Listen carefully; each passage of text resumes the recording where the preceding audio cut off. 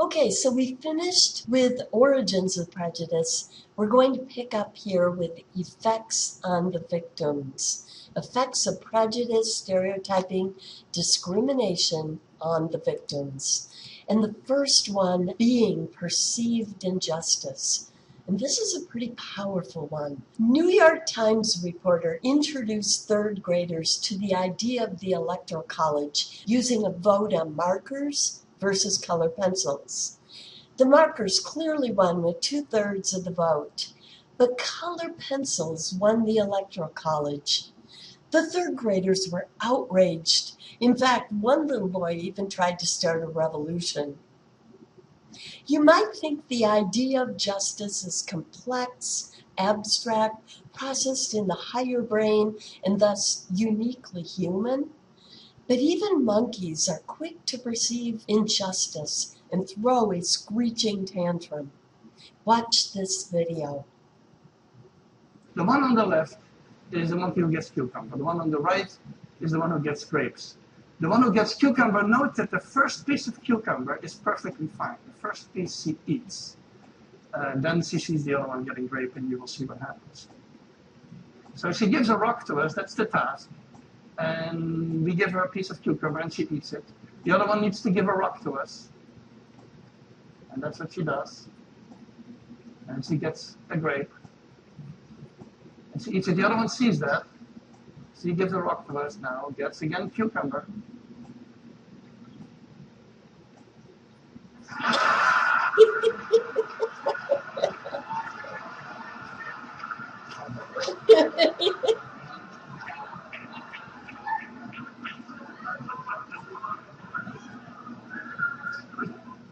She tests the rock now against the wall. She needs to give it to us.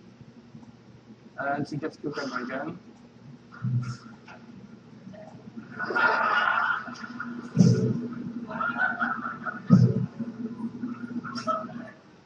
So this is basically the Wall Street protest that you see here.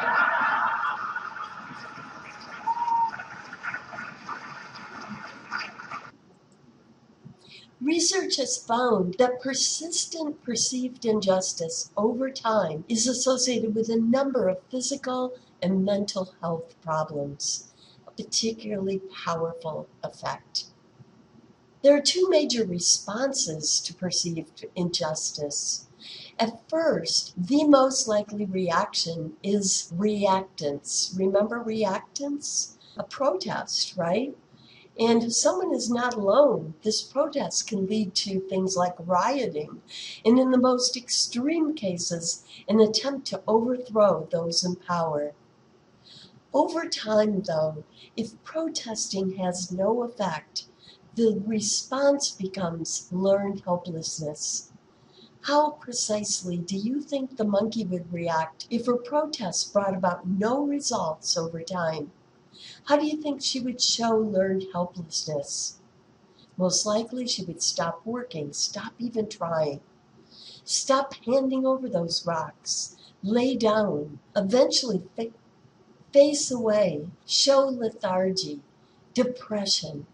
Victims of prejudice can understandably become defensive, expecting others to be prejudiced and to discriminate against them.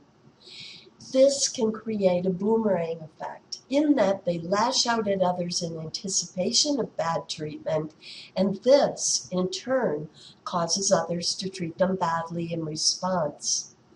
Defensiveness can also cause victims of prejudice to devalue situations in which stereotypes apply, which can be harmful to them overall, such as African Americans devaluing a college education, the elderly devaluing memory games, women devaluing the sciences. Stereotype threat is a three-step model where knowledge of the stereotype against your group causes you to experience anxiety in stereotype-relevant situations for fear of conforming to the stereotype, which in turn causes poorer performance. Claude Steele named it this stereotype threat to emphasize how the threat is always hanging in the air. In one clever study, researchers pitted two stereotypes against each other. White men can't jump, and African Americans are unintelligent. Black and white students played miniature golf, and the game was first either characterized as a game of natural athletic ability or sports intelligence. The black students did better in the former condition, while the white students did in the latter. Among many other studies demonstrating stereotype threat, the elderly did much better in a memory test when it was introduced as an impression test compared to when it was introduced as a memory test. Stereotype threat. And then we have attributional ambiguity. Being regular victims of prejudice can cause the victim to doubt the sincerity of feedback they receive. The tendency is to attribute negative feedback to prejudice and positive feedback to patronizing, in other words, reverse discrimination. When feedback is fair, it is valuable information we need to grow, regardless of whether it is good or bad. Thus, attributional ambiguity causes the perceiver lost opportunity to grow.